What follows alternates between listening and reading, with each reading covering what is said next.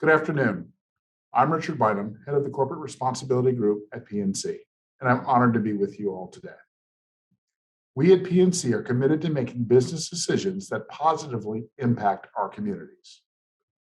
One of those is our $88 billion community benefits plan that builds on our organization's demonstrated performance in supporting local communities, advancing economic empowerment, and addressing systemic racism. More importantly, we recognize that we are only as strong as our communities, and that when our communities prosper, we prosper as well. That's why we're glad to be sponsoring ICIC's annual conference this year and supporting the resilient and community-oriented small businesses who are here with us today from across the United States and Canada. Now, it's my pleasure to introduce one of the high points of ICIC's annual conference, the Kinder, Gentler Shark Tank styled pitch competition. We're going to hear from three incredible businesses that have all participated in ICIC's Intercity Capital Connections program. These companies represent industry sectors as diverse as cosmetics and beauty, maritime communications, and food service management, and they hail from Fort Washington, Maryland to Houston, Texas.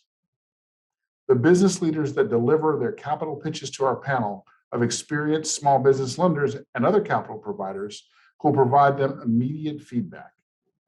While no investments are going to be made today, these three companies and all of you will leave with valuable insights into what investors are looking for and how to refine a capital pitch. Now, it's my pleasure to pass the mic back to our host today, ICIC's Western Regional Manager, Anna Marie Cruz. Take it away, Anna Marie.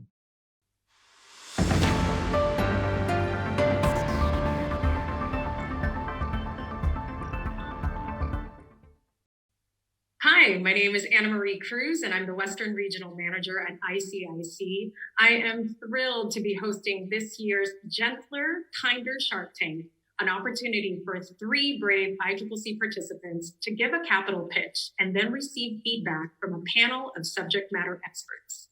Each presenter will have about 15 minutes to provide their pitch, after which we will ask each panelist if they have any clarifying questions. The presenter will then have a chance to respond, and after all questions are answered, the judges will then provide their overall feedback. The purpose of this exercise is to provide you, our audience, insight into how lenders, bankers, and investors assess the ask. This is purely educational. We know that many of you are curious about this process, so let's get started. Today, we'll hear from three business owners: Samia Bingham, founder and CEO of Flavors; Kim Roxy, founder and CEO of Lamech Beauty; Bob Miltenberger, founder and CEO of Nearshore Networks. Before we introduce our first presenter, let's meet the judges. This incredible panel of experts represent a wide range of funding sources. First, we have Ron Homer, Chief Strategist of Impact Investing at Royal Bank of Canada's Global Asset Management. Hi, Anna Marie. I'm so pleased to participate in this unique forum for ICIC. I've been a board member of ICIC since its inception, serving as vice chair and treasurer. And in June, I succeeded Professor Michael Porter as chairman of the board. In my regular day job, I founded a bank in Boston that has now grown to the largest bank, Black-owned bank in the country. And in 1997, I started a mutual fund specializing in community development, first in the country, sold that to RBC, which is now the basis of its impact investment strategies in the U.S. Next, we have Jason Stapleton. Hi, Anna Marie. My name is Jason Stapleton. I am a relationship manager here at Bank of America. Been in banking for about 19 years now. Been at Bank of America for about 15 years. I focus on, businesses within pretty much all industries, I would say, for the most part. I help provide them credit opportunities, treasury management, and looks into financial services and things to help their businesses grow. Now let me introduce Anita Graham, the principal at Arcturus Impact Investors with a focus on the Baltimore region. Good morning, Anna Marie. And again, it is a pleasure to be with you. Arcturus Impact Fund is a social impact fund that has been around since 2009. And in fact, we have enjoyed a long-term relationship with ICIC and have been very supportive of the various cohorts that they put together around the country. We provide both opportunity zone equity and debt to companies. We are industry agnostic. And our real goal, quite frankly, is to invest in underserved communities where we can be a catalyst for bringing in businesses, and we can support both operating companies and real estate opportunities in those communities to create what we believe are sustainable communities. Last and certainly not least, we have Betty Francisco, CEO of the Boston Impact Initiative. Thanks so much, Anne-Marie. It's a pleasure to be here today. I am the CEO of Boston Impact Initiative, which is an impact investment fund here in Eastern Massachusetts. And we focus on investing integrated capital, so equity, debt, grants, the plethora of financial products into companies owned by people of color or that support communities of color. I'm also the co-founder of a nonprofit called Amplify Latinx, that's focused on building economic and political power for Latinos in Massachusetts. And one of the programs we host is to support Latino-owned businesses to connect with each other and to access resources so that they'll grow, create jobs, and build wealth for their families and communities. So excited to be here. Thank you all for being part of today's event. Now, let's start with our first pitch presentation. Please allow me to introduce Samia Bingham, founder and CEO of Flavors, which is located in Hyattsville, Maryland. Samia? Good morning, Anna. Thank you so much. Thank you all for this opportunity and ready to rock and roll today. Welcome to Flavors, the culinary hub for the culture. We are a commercial real estate firm with a primary focus in tech-enabled hospitality spaces, places, concepts, and programming for marginalized culinary artisans in and around Prince George's County and beyond. We are located in the beautiful Prince George's County, and we are actively raising $500,000 in both debt and equity for the expansion of our current culinary hub in Hyattsville, Maryland. Let's meet Chef Donna. Chef Donna has been cooking and catering for 30 plus years. She typically has made between $15 and $20 an hour in her food service professional jobs, serving cafeterias, government agencies, and private corporations. As a private caterer, she can make between $50 and $100 per hour, which will improve the quality of life that she has for herself and also being a successful single mom of 5 children. Donna currently rents Airbnb spaces, community halls, and private kitchens to prepare and serve her food. She's been fined by the health department multiple times in thousands of dollars for operating a food business without proper licensing. She also takes affordable online classes to learn new business skills and cooking styles to improve and grow her business. Chef Donna aspires to own and operate her own gourmet deli. With her own health challenges with diabetes, Donna creates gourmet meals specializing in healthy eating while still enjoying flavorful creations using fresh herbs and spices and bread alternatives. There's a little secret to Chef Donna. She's also my mother and my first chef and most favorite chef of all. I am Samia Bingham, spent the past 10 years in federal government contracts in facility construction, architect, and engineering services, supporting Department of Defense, Washington headquarters services. Also have a background in residential and commercial real estate, while also owning the first shared co-working space in Charles County, Maryland, and consistently still operating my government contracts consulting firm through Flavors. The challenge. The health department mandates. We talked a little bit about how Chef Donna has been fined by the health department multiple times in thousands of dollars that she spent in fines. Health department mandates that a food service professional utilize a licensed commercial kitchen to legally operate. This also means that for those that are hiring chefs to cook in your backyard, a health inspector can absolutely walk into your backyard and ask for their licensing. This is a challenge for our culinary artisans, specifically those in marginally underrepresented communities where they don't have the resources. They lack access to capital and resources to launch, scale, and grow a food and beverage brand. In addition, we are in a health crisis, specifically in Prince George's County, where we have massive food deserts. There's an oversaturation of unhealthy foods, limiting availability, accessibility, and affordability of healthier food options. With Flavors expansion into 5 full shared kitchens, our chefs will be able to provide healthy cuisine and diverse cuisine to local communities, businesses, and the local community. The market opportunity. There are more than 1,200 small non-restaurant food and beverage businesses in Prince George's County registered legally. And when I say legally, that is registered to do business in the state of Maryland, but not as a licensed caterer, which requires a facility permit, which is what being a member of Flavors will provide them. There are more than 800,000 small food and beverage firms in the United States, where the Prince George's County population represents about 0.28% of that market. So our total market opportunity just in Prince George's County alone is about 186 members in our current location located in Hyattsville, Maryland, which is about a 15% market share. What we're providing, commercial kitchen space as a service. I hope you were able to pick that up a little earlier. The amenities that we provide are shared savory kitchens, shared confectionery kitchens, and those are for our bakers, having a separate space for our bakers to operate. They don't want to make cupcakes that taste or smell like fish. I don't think any of us want to purchase any of those. Cold freezer and dry storage, a demo kitchen, which doubles as a private event space, and also a central food pickup depot for culinary members using the food delivery apps and local food delivery service providers that we've all fell in love with during the COVID pandemic as well.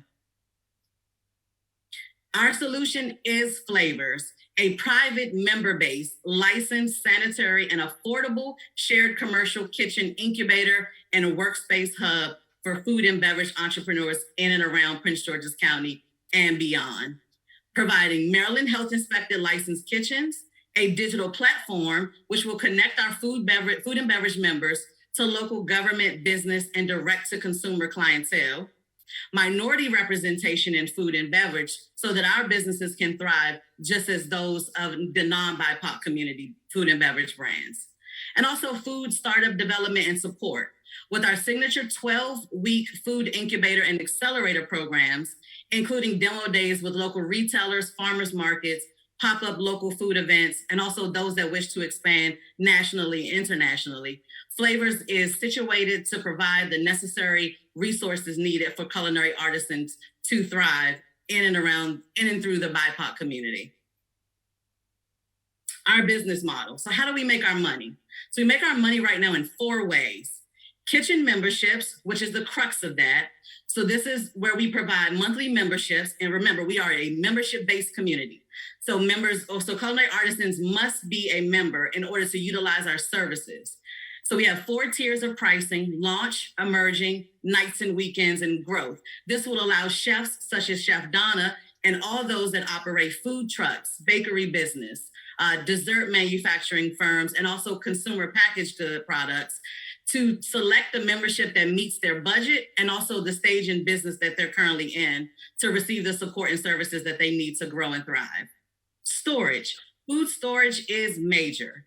So providing lockable cold, dry, and freezer storage for short and long-term use provides the safety that our members need to safely store their food and also meet the mandates of the local health department. A pop-up restaurant and test kitchen. This area is the only event space that we will have in our facility, and this will allow our members to record content, shoot podcasts, host cooking classes, and also provide their own private dining experiences for tastings and different things that will allow them to grow and expand their business in and around the local community. And finally, our virtual community platform. This is how we currently operate now, and I'll go into a little bit more about that in just a second. But the virtual community platform means that our current culinary artisans are in a private community where we provide business development resources, access to local government and corporate contract opportunities, and also education. So this is our networking that we're currently doing with the current members that we have secured over the last year and a half since we've been growing. Membership traction. So we started recruiting our first members in 2019 with an anticipated opening date in 2020. But due to the COVID pandemic, we had to source a new location. So in our phase one membership, we successfully recruited about 26 local culinary artisans to join our private virtual community. Phase two began around May 2nd, and we grew by another 40 members. These members were joining our community for the business development and in anticipation for the opening of our shared commercial kitchen. As of today, we are 60 members strong, and we have opened our shared commercial kitchen space in Hyattsville under a limited launch, which allows 2 companies to operate at any given time inside of our current facility, which we self-funded to get that renovation done and fully open our facilities. Revenue traction. So the numbers that we're going to discuss here are numbers based on where we will be when we get to our full renovation, which is why we're asking to raise the $500,000. With our current 60 members, our estimated monthly revenue would be about $34,000 per month. Based on the members that have joined us, they have pre-selected their membership tier between launch, emerging, nights and weekends, and growth. And this is where these numbers come from. So when the member joined our virtual community, they selected a membership for their kitchen use while we awaited the full renovation of our full facility. The growth opportunity. With membership at Flavors Commercial Kitchen Commissary, the businesses are able to improve access to quality, locally sourced food producers, supporting buy local initiatives, which we saw as a major necessity during the COVID pandemic. Also increasing revenue opportunities for local, state, and the federal tax base with the access to healthier fast food alternatives. Our chefs are able to provide that local and fresh cuisine not offered by corporate food chains that are saturating our community. Hire from the local community, that's big. We need jobs. We need to reduce unemployment while also contributing to the Prince George's County Live, Work, and Play initiatives, which is what the basis of Flavors is. And also we want to accelerate corporate and strategic partnerships to stimulate the local food economy through healthy food education, job creation, and minimizing the effects of Prince George's County being a USDA designated food desert. Our team and advisors. I cannot do this alone. My first chief in command is my amazing husband, Christopher Bingham, who is our vice president and CEO. We have also invested heavily in the financial health of our business by having Sid Tanu as our chief finance advisor, Scott Geller as our chief financial officer, Kate Shamus as our accountant. We also have Chef Nadine Bailey Joyner, who brings 30 plus years of food service expertise to our organization as our food safety and programming specialist. Sydney Davis as our chief technical advisor, and Mr. Kendrick Richardson as our chief architect, who handles all of the design for our flavors facility renovations. Our competition. We don't look at this as competition because every community and every commercial kitchen has their own focus. So looking at our overall competition in the DMV region, we have Union Kitchen, which is the largest and the biggest of all commercial kitchens in the DMV region. Located in Washington, D.C., with 17,000 square feet of kitchen and storage facility. They also operate a food hall and multiple individual specialty grocery markets with more than 100 kitchen users on their platform as of right now. Mess Hall is another competitor. Mess Hall is also located in Washington, D.C., smaller facility, which is about 10,000 square feet. They operate 3 shared commercial kitchens and 1 demonstration or demo kitchen. And right now they have about 50 kitchen users. TPSS is the smallest of our competitors, and they are a nonprofit organization. That's about 1,100 square feet, and they currently have 12 users, and they operate a local crossroads farmers market and have done so since 2012.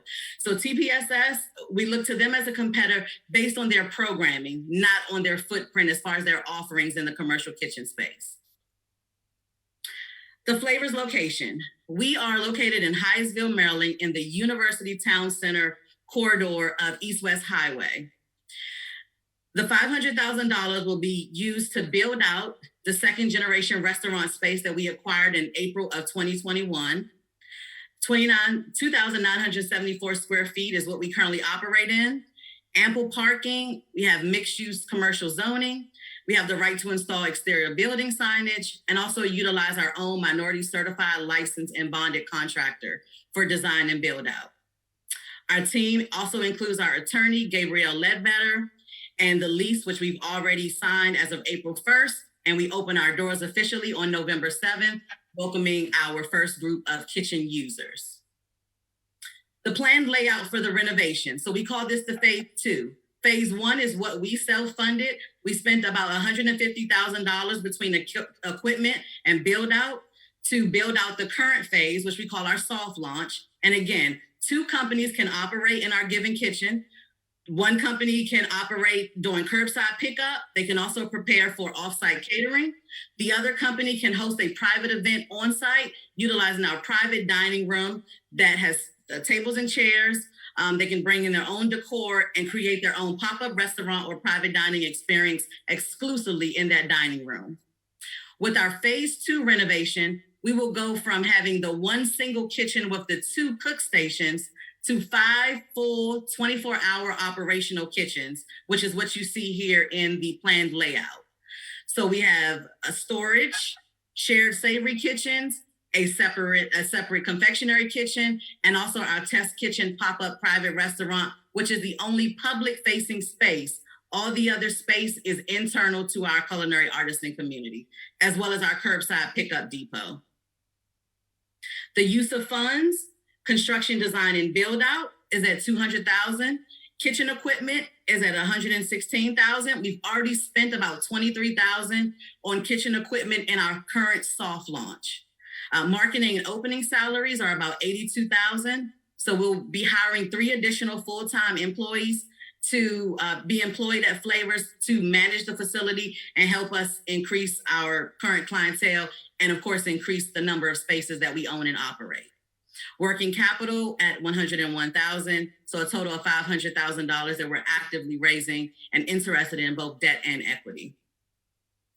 How can you help? We are interested in investors. We are interested in great business relationships with bankers, and we welcome you to come out, meet our founding culinary artisans, understand the challenges that they have operating a food and beverage brand as a marginalized culinary artisan in Prince George's County, and we welcome any questions or concerns. Thank you so much. Samia Bingham, founder and CEO of Flavors. What an excellent presentation, Samia.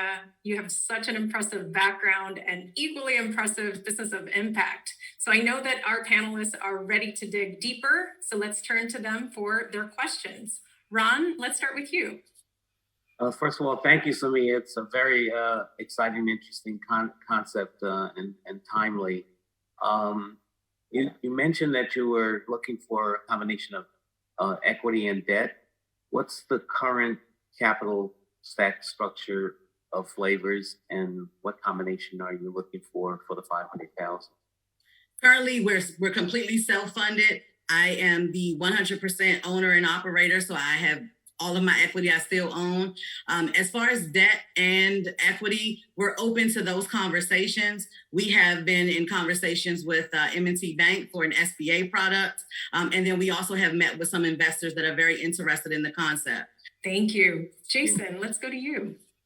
So from just a banker's perspective, when I looked at your use of funds, sources and uses of funds, it looks like you pretty much need about a line of credit for roughly about $200,000 to, pay salaries and use for additional working capital purposes as well. And probably about $300,000 in a term loan to do all the build out for the kitchen spaces and everything. My question to you is about how much in annual revenue would it generate once you're operating at full capacity? So that's a great question. And so operating revenues, we are looking at about, in year one, we're at about 400,000. Year two at 1.4 million. In year three, we're at about 2.6 million in revenue. You're on the right track looking for both a source of equity and debt, because usually with typical bank financing, conventional bank financing, we typically look for about 2 years worth of operating, and it has to be profitable as well. But with the SBA, that's what they're there for, to help with startup companies and things of that nature. And, one of their key goals is if you're increasing employment and it's something that services the community, they would, find ways to work with you. So you're on definitely the right track with going with the SBA. And I would say probably sometime around year three, when you're at that 2.6 million, or even year four, when you're probably somewhere like 3 point something million or whatever, that would be when you would like to make that transition to a commercial bank. Awesome. That's great information. And just a caveat of that, Jason. So our current operations also include government contracts. So we also have government contract clients that we also partner with our chefs to execute on food service management contracts. So that's another benefit and business development opportunity for our members, is to get into that government contract space with my background in federal government contracts. Absolutely. That is great. Jason, wonderful questions. And audience, I just want to point out, did you see how quickly Samia got to those financial projections?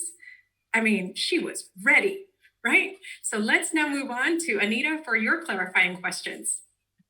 You're hitting something that's very key and critical right now, which is how to address food deserts in a variety of ways, as well as the impact of getting people, livable wages, as you talked about how your mother is transitioning from an hourly wage to the potential of this kind of as a chef. So I applaud you, because I do think that is a key critical impact that we need to see in our communities.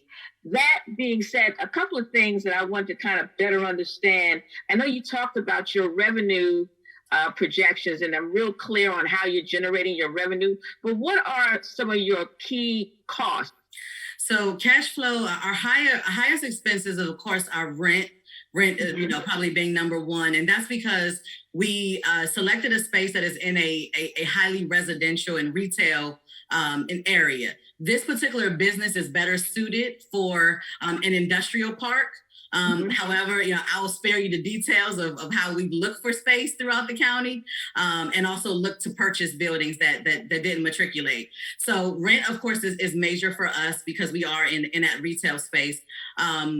Payroll and our insurance. As you know, as a commercial kitchen, there are a lot of insurance requirements, and of course our mandates with the health department as well. So as far as like the things that we can lower is definitely our payroll. We can do some part-time positions, we can kind of do some hybrid, but those are the areas that we're always looking with our financial team to figure out how to reduce those costs to make us, that much more successful as we start to enter those other locations. Yeah, and it appears that you will have, you will need some runway, yes, as you build up your membership base, right? Because that's really what you're leaning towards and driving towards. So I would recommend looking at other kind of financings that provide that runway, that patient capital, if you will. And that's equity, which is why you're doing that. But there are a variety of other capital resources that can also provide that what I call patient runway while you build up your membership base. So, happy to follow up with you with respect to that. Awesome. Thank you so much. And that is very, very important. That patient, I like that patient runway. Absolutely. Patient capital is one of those pieces that are absolutely important in the spectrum of capital. And with that, let's turn over to Betty, who is an impact investor.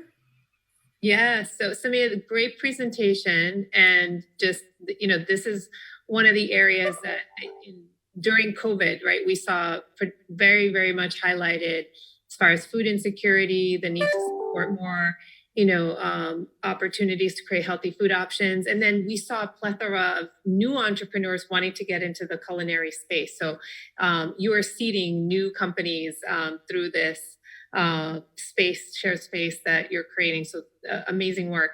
So a couple of things I wanted to touch on were, building this and the membership base. Like, you have some traction, but could you talk a little bit more about the ongoing marketing? Because you had some marketing costs in your startup capital there. Wanted to hear about your plan. Like, how do you envision continuing to build the membership? And then how would people transition? Because I was making an assumption that the goal is to start up some of these businesses, give them a space to incubate. But the ultimate goal is to get them maybe later, right, into their own space, into a food truck.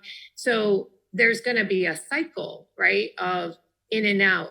So could you share more about how you're thinking about the flow of membership? Absolutely. So we've done a great job with our early marketing, even though it was for a previous space that we were going to go into. So our biggest marketing method right now is word of mouth. One chef always knows multiple other chefs. They're coming from, other restaurants and other careers in the industry. So that's been an easy marketing piece for us. And then we're also looking into our strategic partnerships. So partnerships with organizations like National Restaurant Association, the organizations that have our potential members and that see an opportunity for those that want to operate ghost kitchens. And again, like you said, food trucks, but every single food entrepreneur that wants to operate legally has to utilize that commercial kitchen. And one thing we did not mention is we are the first and the only culinary incubator in Prince George's County currently. I mean, you're really clear on this. I'm going to use the money. You've got some traction already. What do you anticipate are going to be your biggest challenges as you grow into this space? Biggest challenges is our programming. So bringing on Chef Nadine with that expertise in the kitchen. So helping out with the education side, that incubator, the education side is going to be very imperative because we bring in both those that are new to the industry and those that are seasoned. So those that are new is going to need more of that professional development, business development to make sure that they are successful. In addition, getting into those government, those corporate contract opportunities, which is where my lane comes into play, those members need to be ready. There's a similar concept here in Boston called Commonwealth Kitchen. Mm-hmm. And I think that's exactly right. You had a slide on your team is ensuring that, it may be that you will need another person or two to work on partnerships and to work on educational programming, right? If it's not already there, but boosting that up and maybe trying to find, a workforce grant to help you build up your team even further. Absolutely. And that is one of the key positions. And we've been working closely with the Prince George's County Keys program throughout their internship. So we've had interns through the summer, which also will facilitate new jobs once we get the funding to bring those people in through workforce development. Wonderful. Such insightful questions from our panelists going into operations, financials, and what are the next steps. So now let's turn over to the panelists again for their feedback. So let's start with Ron. Thank you for your presentation. I'm excited about it. I would strongly recommend that you look for the $500,000 in a combination of what Jason talked about with the SBA and make it more debt, almost all debt. I think you have a great concept. I think it's scalable. And I would focus on this initial project to show what the profitability is, et cetera, and then look for equity for expansion, because I think this has a tremendous opportunity for expansion and franchising. And I think, as Anita said, there are a lot of government, state and local government programs, particularly in the recent stimulus bill, that would be available for something like you're looking for. So I think given the strength of your presentation, You just need to do some research on what those programs are and reach out. But I think you're not going to have a problem finding the $500,000. Thank you so much. Yes, I would pretty much agree with what Ron said. Definitely take advantage of the various state and city and level program. And there's always a ton of those, especially that came out through the pandemic, because, you know, the restaurant association or restaurant industry has been hit the hardest.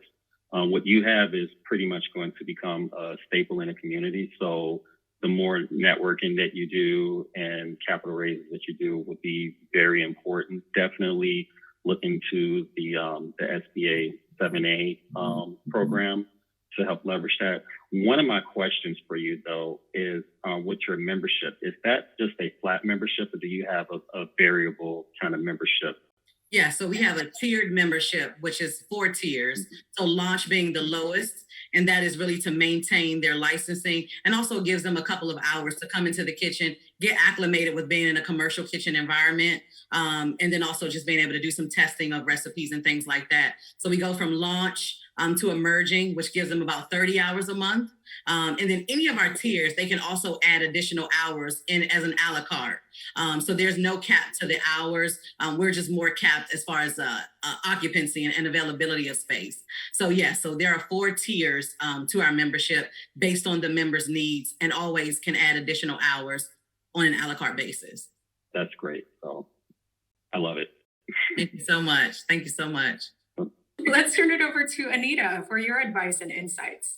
Well, yeah, great. Again, great presentation, Samia. I would, in terms of the actual presentation, I would punch up the projections a little more, you know, just to kind of show, you know, 5 years, you know, what your costs are and what your cash flow looks like. So somebody could look at that on a single page, and whether you're going for SBA, you know, lending or some other type of capital. I would also put an impact page. You talk about it, you talk about food desert, but you have a really also a workforce training impact.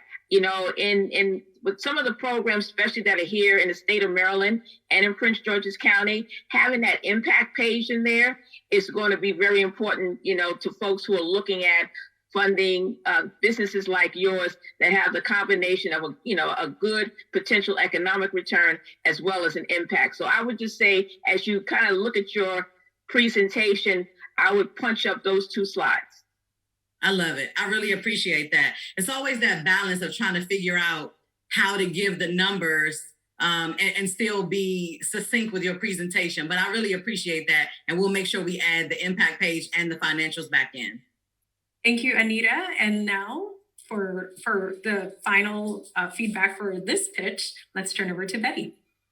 Thank you. So, Samia, I agree with my fellow judges on the comments. I think, you know, on that projections page, also highlighting, you know, where's your break-even point going to be, and potentially when might you, you know, at what point, like, is it 3 years out, 4 years out, will you get your capital back, your investment back? So I think those are things investors will want to see.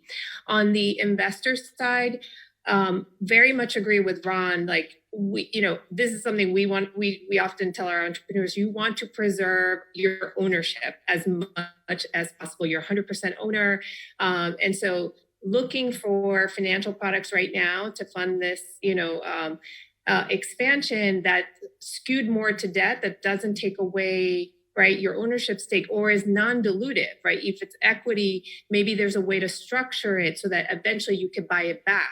Right. So there's impact investors that are very much willing to do that. So are angel investors potentially, but you want to try to preserve your ownership stake and wait as much as possible so that later when you're, you know, growing to 10 locations, then you go to, you know, giving up some equity. So I would look for some, you know, impact investors, CDFI sometimes might do some of this. And there's other types of, you know, financial products like revenue-based financing, right? As an example, where it's based on your cash flow and you, or maybe contracts that you get, and they're able to, you know, give you more of that runway without having to give up the equity. So I encourage you to do that. Another piece is, I know you are leasing the building. If at any point you have an opportunity to purchase that, that's a huge asset, right? Owning your own property is such an opportunity. If you can work that out with your landlord, get an option to buy at some point, encourage you to do that, because I know this is going to be a really successful entity, and you want to have more collateral, right, to take on expansion. And then, I also, any product that you take on, try to avoid things like personal guarantees, right? I know with bank debt, often you have to do that with SBA, they need another collateral source. Again, just trying to preserve as much as you can of your own funding. And then the last thing on impact, I would encourage you to go further on the impact. Workforce is amazing, right? Creating jobs and creating jobs, for people of color, the stuff you're doing around food deserts, that's all fantastic. But go further. Like, what are you doing around zero waste? You're going to be generating waste, right? So is your facility, going to deal with, what's the efficiency costs? How will it become more climate, whatever, efficient? What will you do with all the wasted food? Can you compost it, right? So work with maybe a local provider on that. And it's about jobs. It's also about wages and creating jobs that have a livable wage and a pathway for, wealth building. So, even for your organization, think about employee ownership at a minimum, like opportunities to save 401k. But right now there's a trend, right, towards how do we create more employee ownership so that the workers, the people actually helping you create this fantastic business, also have a stake, an equity stake, an ownership stake in your company. So just, those are things that are going to really be highlighted and helpful things from an impact perspective for impact investors to say like, wow, this is actually, you're pushing the envelope, right, even more. But I wish you so much success. You're going to be amazing. Thank you so much. That was great feedback. I have lots of notes. Thank you all for your feedback. I think Samia, and to our panelists, you really set the bar high for the next two pitches. Samia, we appreciate your leadership in the community and the impact that you're making each day. It's clear that you will not have trouble garnering support for your mission. And with that, folks, this concludes our first presentation.